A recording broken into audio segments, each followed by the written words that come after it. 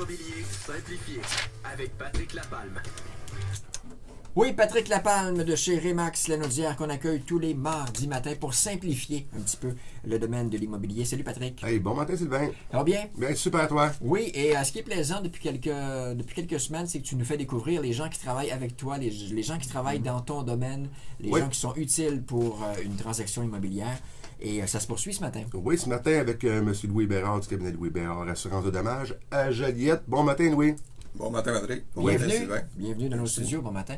Alors, le lien entre les deux? Ben, c'est relativement simple. L'assurance de dommages va être obligatoire quand on va passer un acte notarié chez un notaire, naturellement, pour une vente d'une propriété. Donc, ici ce matin, là, Louis va nous expliquer pour quelle raison qu'on a une différence qui est notable par rapport au prix de vente versus le prix d'assurabilité. Parce que je peux acheter une maison de 200 000 et j'arrive chez l'assureur, puis là, on va vouloir m'assurer pour 300 000. Ben, c'est exactement ça. Et souvent, les gens vont faire un saut parce que là, la transaction est terminée. On est entre le notaire et la prise de possession. Donc, les gens vont aller magasiner leur assurance de dommages pour leur nouvelle propriété et ils vont envoyer naturellement, là, nos spécialistes en assurance de dommages vont faire l'envoi des assurances de leurs clients vers le notaire pour s'assurer qu'on puisse passer la transaction.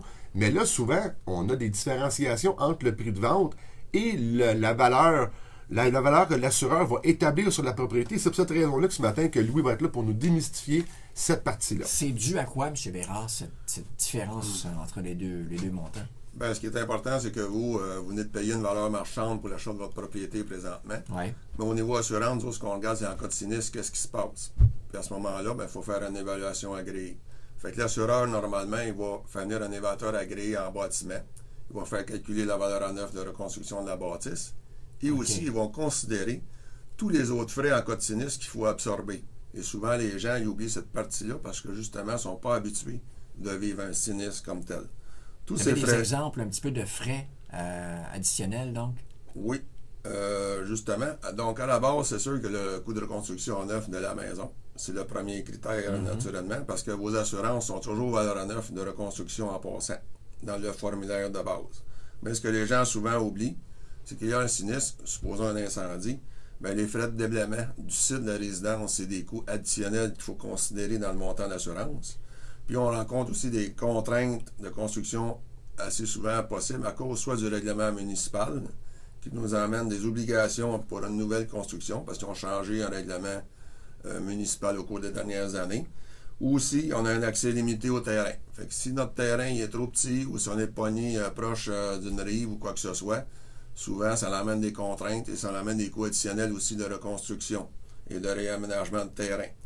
L'autre affaire aussi, au niveau lorsqu'on vient pour reconstruire, on va souvent obligé d'avoir un nouveau certificat de localisation parce que le nôtre a été fait depuis tellement longtemps. Donc, ça va prendre un arpenteur. Il va y avoir des frais d'arpenteur aussi pour le faire. Il va y avoir aussi des frais d'évaluateur ou des frais d'architecte pour la nouvelle construction de la maison qui, bien souvent, on ne considère pas lorsqu'on construit notre maison à neuf. Le coût de la vie, j'imagine aussi. Moi, j'ai une maison qui vaut 200. Ça m'a coûté 200 000, mais si j'ai un incendie dans 8 ans, dans 10 ans, ça va coûter plus cher à construire la même maison, j'imagine, en tout cas. Non? Effectivement, c'est pour ça que les évaluateurs agréés ont créé, au début des années 1990, le calcul de la valeur assurable. Okay. C'est un formulaire qui est uniforme à tous les courtiers d'assurance au Québec ou tous les représentants d'assurance au Québec.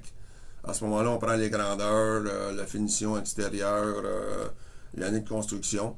On tient compte de tous les matériaux qui ont été utilisés et je saute d'autres détails aussi pour arriver à un coût de reconstruction à neuf. Donc, c'est vraiment une base que les évaluateurs agréés nous fournissent.